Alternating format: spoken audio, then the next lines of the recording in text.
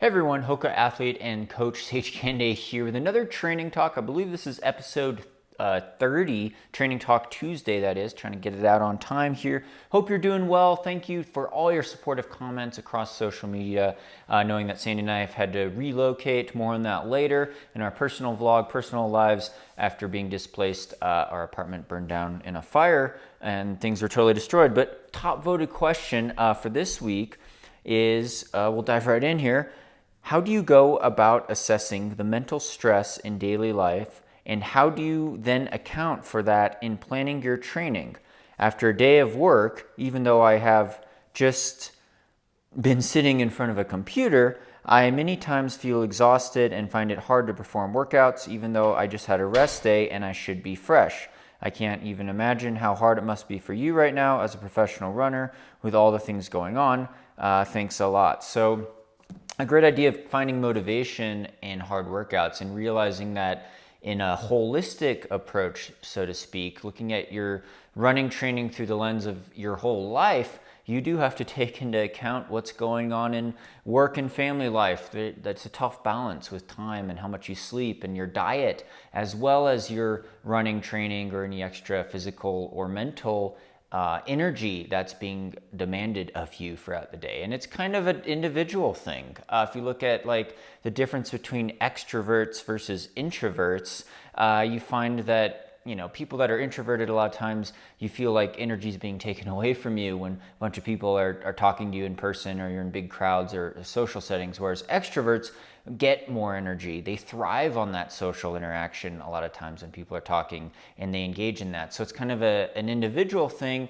in how stress may affect you or not affect you in terms of taking away your energy from your running, depending on how you're working or what your family life is or how your sleep or living situation is. So, the basics I'd say is realize that mental stress, the mind-body connection is very strong.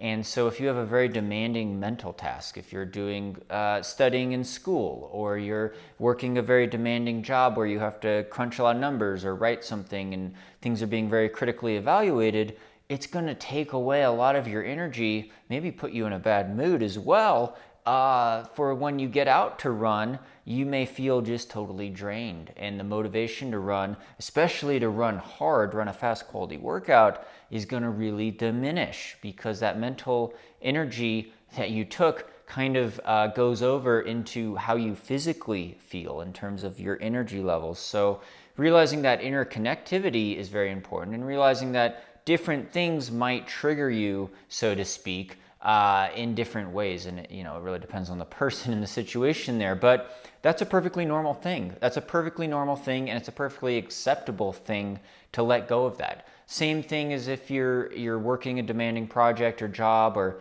you've got a lot on the family schedule, you're not sleeping enough, right? Maybe you're drinking a little too much alcohol late at night, eating some more junk food, you start not sleeping enough, things start catching up with you, and it's this long-term effect of raising stress hormone levels, but also losing that bank of sleep, so to speak. It may transpire over days and days, or weeks and weeks, or even months. And as you're trying to increase your training stress, it could lead to injury or burnout, lack of motivation, frequent illness, things like that. So, it's a tough balance. We're all limited in our time and energy, and how we prioritize things kind of is how it's going to come down to. But realize that I think the things you can control and the things that you can change hopefully would be the main focus. And in my experience, doing a lot of hard workouts over the years, balancing it sometimes with school, other obligations, even disasters out of my control, and other health issues more recently, I've found that you want your running, and someone brought this up in the comment below actually, running should be your special time to decompress and de-stress, right? So if you look at your running as this positive time where you've set in your schedule in your day, this is your time to run, improve your fitness, and feel good, it's this positive thing, right? It's not this extra stress that's cascading on more stresses. And if you feel good and have a good workout, or you feel good on the run and it energizes you, all the more power to you. Now, not everyone's going to feel very good, right? Some hard workouts are going to go very poorly. Hard workouts hurt. They suck. I used to dread them sometimes, but at the same time, You want to shift that attitude. I also used to love, and I still love, hard workouts sometimes, because I look forward to hard workouts or races and say, this is my chance to really shine, to prove my fitness, to show progression in my fitness. And I would actually put a lot of stock in a lot of workouts. I don't always recommend doing that. But, looking forward to the hard workout day, the challenge of it, the feeling of power and strength that you could get from it when you're running fast and feeling your heart beating really hard and you're breathing hard, but knowing that you accomplished something that's hard is very rewarding a lot of times. And it's the same thing with the attitude we have towards races. You sign up for this race, you maybe spend a lot of money on the race entry fee, you spend a lot of money to travel out there, you sacrifice, training for this race, and then you start dreading the race. You want to flip that mindset around, right? You want to tell yourself during the race, and this is hard sometimes, in the middle of a distance race, I always regret, why am I doing this? This is really painful. This race sucks. It hurts, right? It's a really hard thing. You have to pinch yourself and remind yourself, you know what? I signed up for this race. I was looking forward to this for weeks and weeks and months, maybe even years. This is a voluntary thing that I paid money to do so I could suffer, right? It's voluntary suffering. So, how mad can you really be about yourself if you signed up for it and you put yourself in this position to be in pain, right? To have the privilege of running an ultra marathon or a 5K or a marathon race and, to be struggling. It's a choice. And, that's a real empowering type of thing, right? Some people that live in poverty don't get that choice, or, they wouldn't want to sign up for something that's suffering. So it's kind of puts things in perspective, I think. And you could feel that same way about a hard workout, right? You're having a bad track workout, bad tempo run, tough long run, you're getting blisters, you got cramps, you have, you get a side stitch.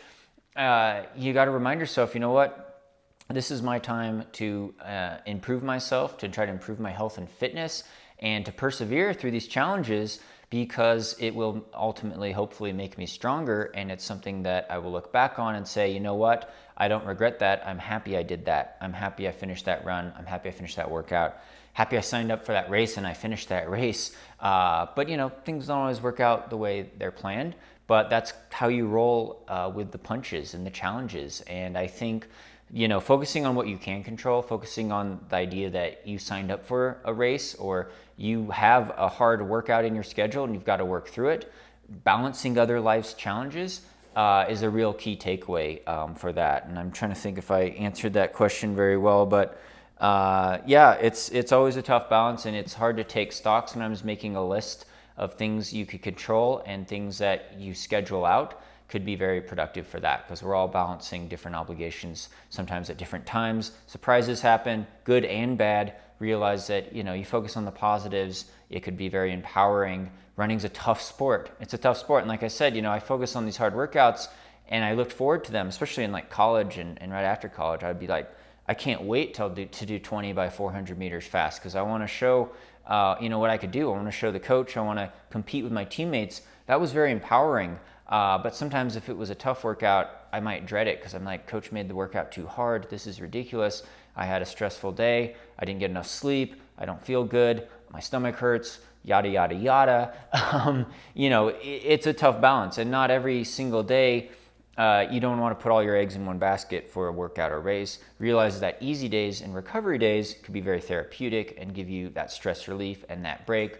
Moderation is always good. The consistent variety in your training is also part of that balance, rest, recover cycle. So you got to take into account stresses in your own life and give yourself a break, cut yourself some slack, but realize that, this is all a fun little hobby of running, and put it in the grand scheme of life in that perspective. It's very empowering. It can make you very healthy, and it could be a good social time. So thank you so much for all your support on here. Again, really, really appreciate all the Patreon supporters for really making this channel possible. Shout out to title sponsor, Hoka One One. Keeping the dream alive. Got more vlog updates coming your way, adventures, announcements, stuff like that. Comment below with next week's Training Talk Tuesday topic. The top voted comment will be the one I will answer next week.